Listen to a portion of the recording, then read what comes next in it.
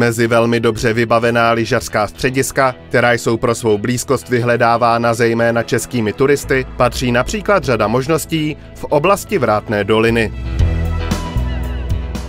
Vrátna dolina sa nachádza v prvom rade v Národnom parku Malá Fatra. Už len to, že je to v Národnom parku, hovorí o tom, že tá príroda v okolí je výnimočná. A ja myslím, že každý, kto Vrátnu navštíví, tak túto zásadnú a základnú vec uzná. Malá Fatra svojou konfiguráciou terénu má viac náročnejšie ako jednoduchšie zjazdovky, ale tým, že tých zjazdov je tu naozaj dostatok, tak nájdu sa tu 2-3 zjazdovky aj pre úplných začiatočníkov. Máme tu aj detskú škôlku. Paseky a Poludňový grún sú dve prepojené lokality, ktoré majú dostatok zjazdovek aj pre náročnejších lyžiarov, pretože nachádzajú sa tu najmä červené zjazdovky, to znamená stredne náročné, ale aj čierne, tie najnáročnejšie zjazdovky, najmä na Poludňovom grúni. Príslob je úplne samostatná lokalita s jedným vlekom, kde platia aj nejaké lacnejšie lístky.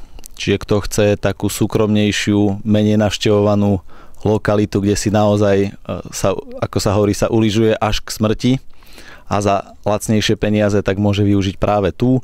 Tam sú dve stredne ťažké zjazdovky, z ktorých jedna je upravovaná, druhá je ponechaná pre freeride, pre tých, ktorí majú radi hlboký sneh. No a lokalita Chleb je naozaj pre tých fajnšmekrov, tam sú okrem jednej 300-metrovej stredne ťažkej zjazdovky už len náročné zjazdovky, čierne zjazdovky, sú to tie najstrmšie zjazdovky, ktoré na Slovensku máme. Vo Štepkovej Múlde jedna aj druhá zjazdovka sú naozaj dve najstrmšie upravované zjazdovky na Slovensku. V okolí je rozmanitá infrastruktura wellness a sportovních relaxačních zařízení s několika bazény, saunami a squashovým kurtem.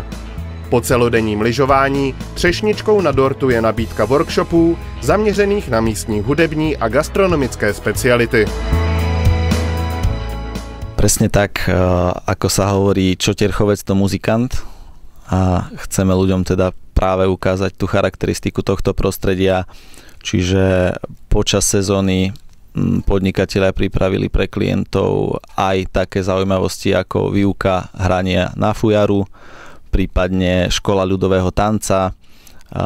Túto susedná dedina Zázriva je známa v celoeurópskom priestore svojím zázrivským korbáčikom syrovým, takže aj to vás naučíme, pokiaľ nás navštívite a budete mať záujem.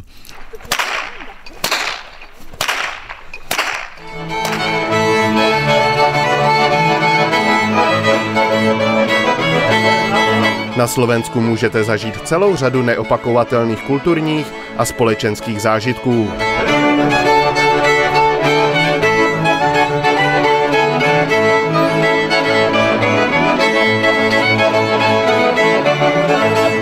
Jednou ze zajímavostí slovenské zimy je i největší sraz sněhuláků v celé Evropě u hotelu Marlen ve Velké Rači.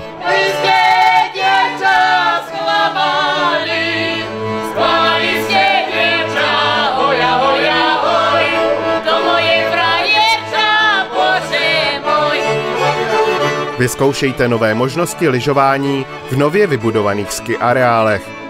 Velké množství atrakcí a nové moderní sedačkové lanovky jsou zárukou, že nudit se opravdu nebudete.